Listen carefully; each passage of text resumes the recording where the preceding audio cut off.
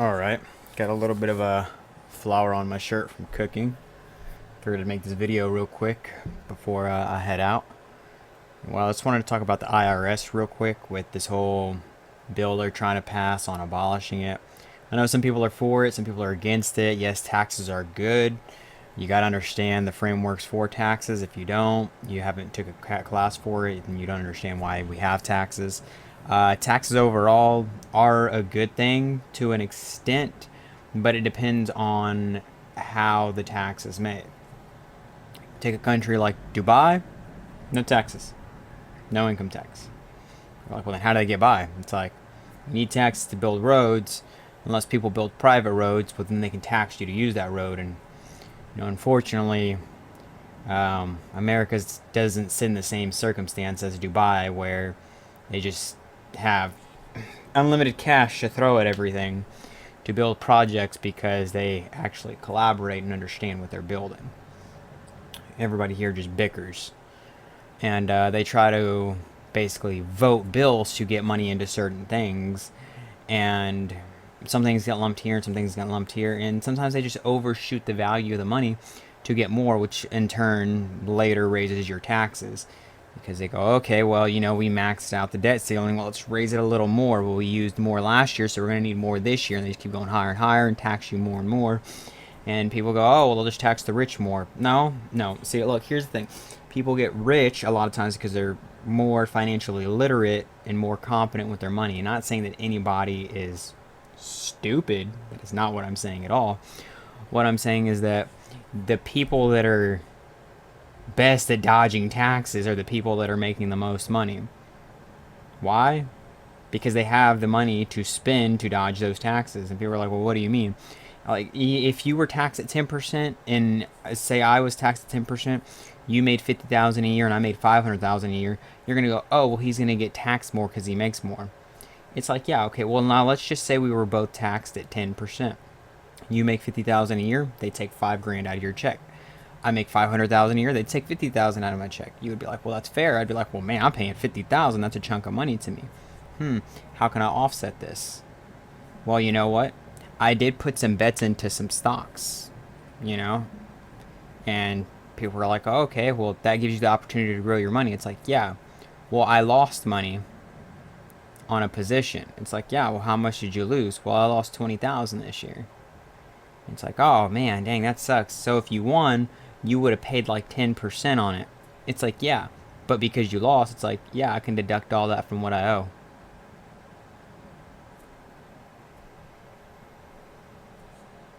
So me making more money just gave me the opportunity to make more money, and also gave me the opportunity to dodge all my losses.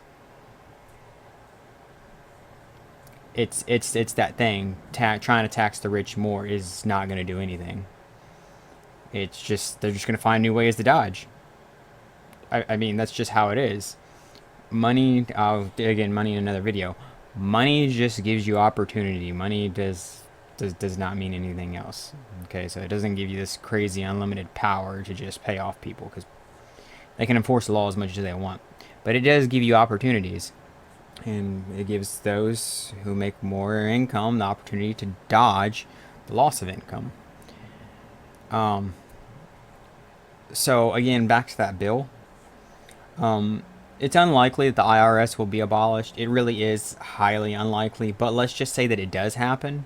For those of you saying, how are the roads going to be built? How are bridges going to be built? How are we going to feed the homeless? Okay, well, look, guys, okay, a lot of the times the states already take care of that for the most part. And they get their funding through the government, which is taxed through you. So all in all, your state taxes you anyway. Most states. If you live in Texas, like this guy, state doesn't tax us.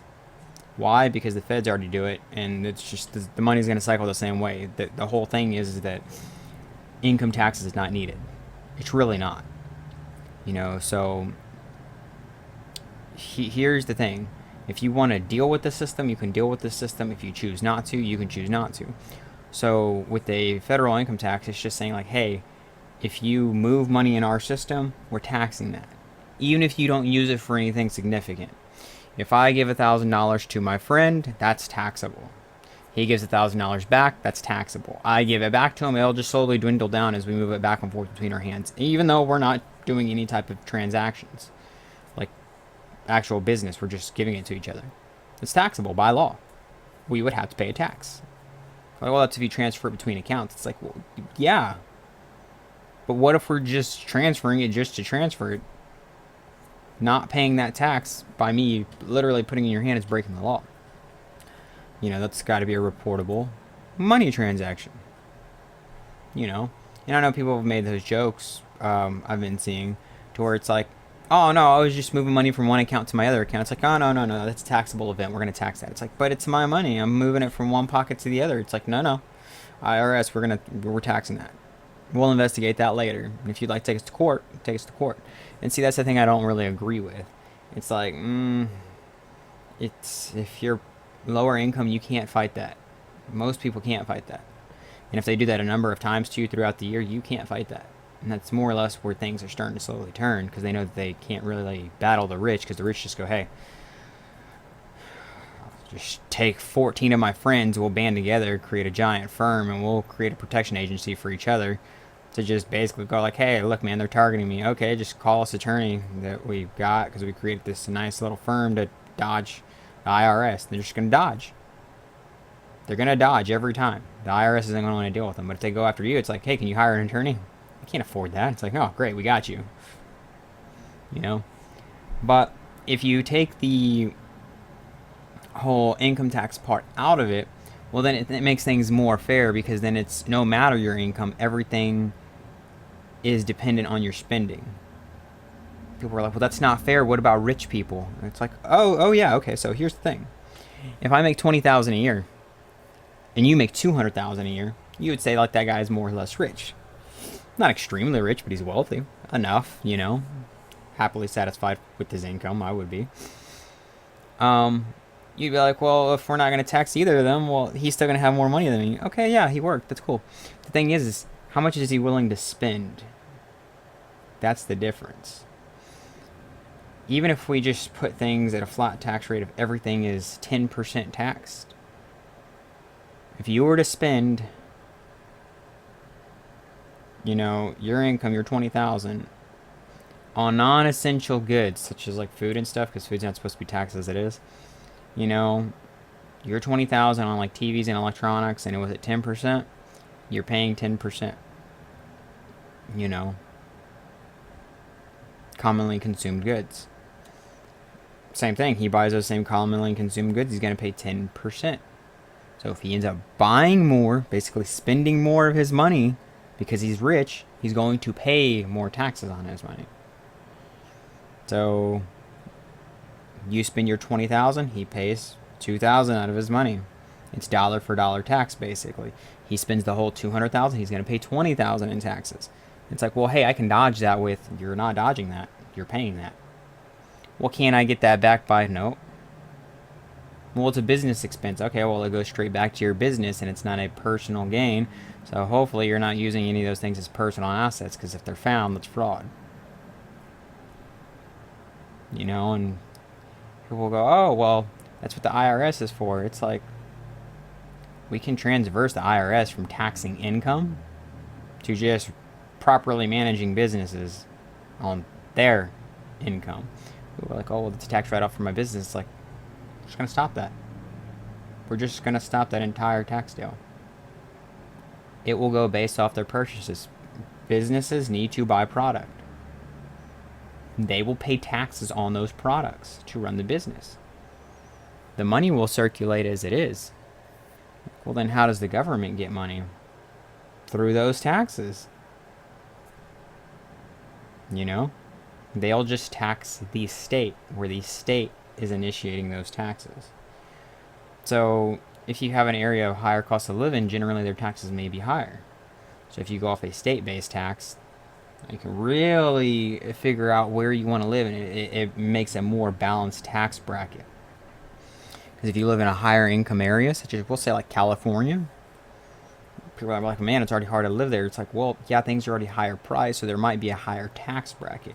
Well, wouldn't that force people to move to other places? Exactly. It creates competition between states to prosper. Now it's more about better products, better community, better workforce, more comfortability paying taxes. So I look at it like that. And then you can start putting tiers on things. You know, they can say, hey, anything from this price to this price will be taxed this much if it's a non-essential item.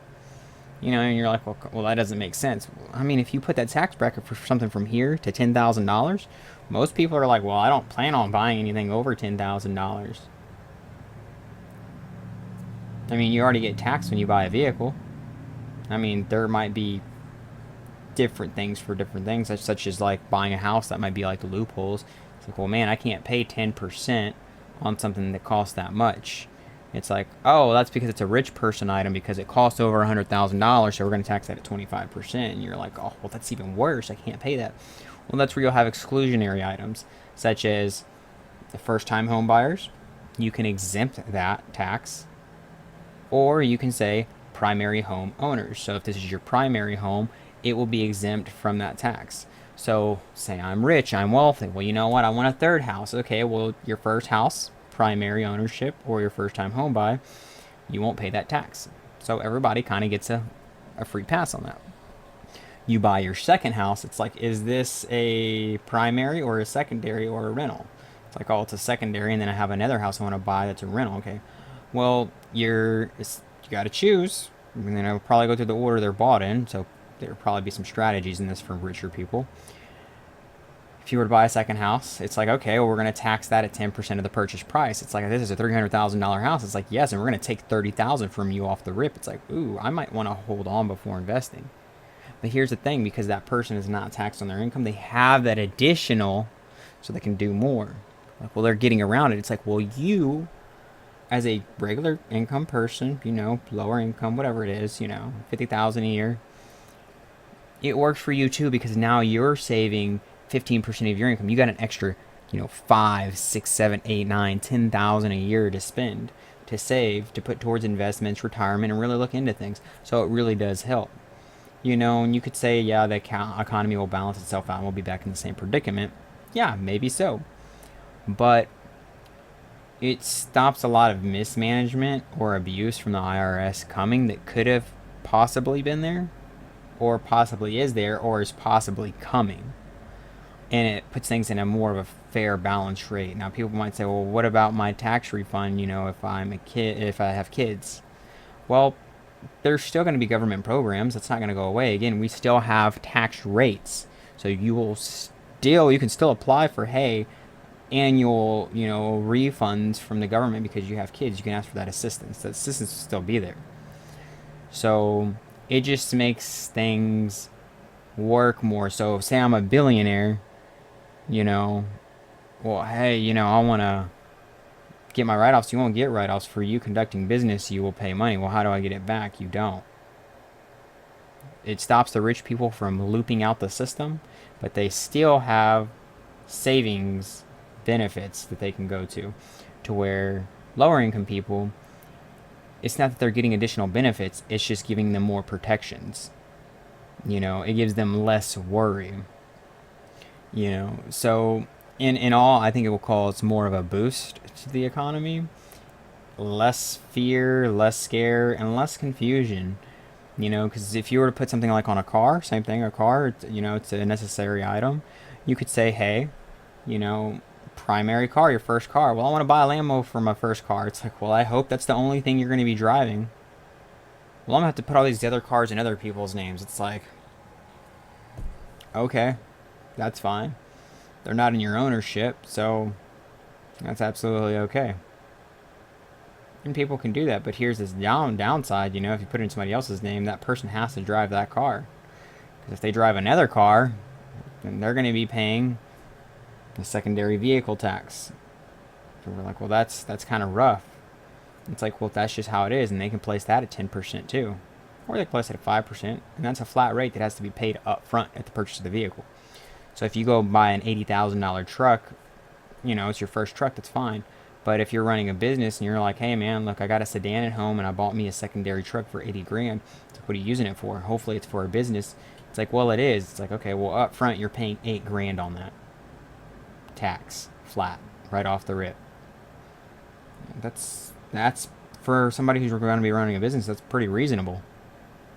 And I'm like, well, wouldn't that be a write-off on my taxes? It's like, no, because you're not filing any of that under income tax. So if you take the income tax part out of it, I'm like, okay, so I'm not really paying in. So at the same time, this is $8,000. I would have, well, hell, usually I get taxed 25% for my business. So if I made 100,000 a year, they'd be taking 25,000 from me. But now I'm only paying 8,000 on the truck. That's money I saved. So in all, you know, I'm not saying everybody's gonna win from this, but more people I feel will win. So I don't know. I could be wrong. I'm not an economist expert or an expert on the IRS, but seeing as how at one point we used to be at a flat tax rate, at least for most incomes, and how other countries can do the flat tax rate and it works, I think we should start looking at those models and, you know, probably scale from it. I'm not saying get rid of democracy, and I'm not saying get rid of capitalism. You know, you can call me whatever you want to call me, but I believe in the two groups. You know, nothing is fair. Nothing is fair in this world, but some things give more people a fighting chance, and what gives the largest spectrum of a fighting chance is what I believe it should be. It shouldn't be rich people get the opportunity and nobody else. Middle income gets the opportunity and nobody else. Poor people get the opportunity and nobody else. And people go, well, the poor people need the opportunity. Well, if you give poor people opportunity and then you suddenly become rich and they go, hey, we're taking half your income, you're going back to poor level because of how much you make, we got to keep everybody in a balanced section, you'd be like, that's not right. And it would quickly change back to the larger spectrum of people. What can capture the biggest a group of the population to seem fair?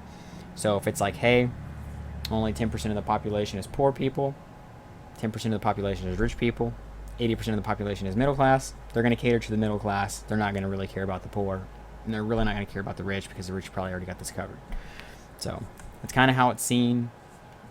That's capitalism as it is. It gives more people a fighting chance, but if you're down in the gutter, oh yes, it is a little bit hard to get out. But once you're up and out, start rolling, start moving, you'll be about and on your way. You just got to keep up that momentum. So lazy hands don't get fed.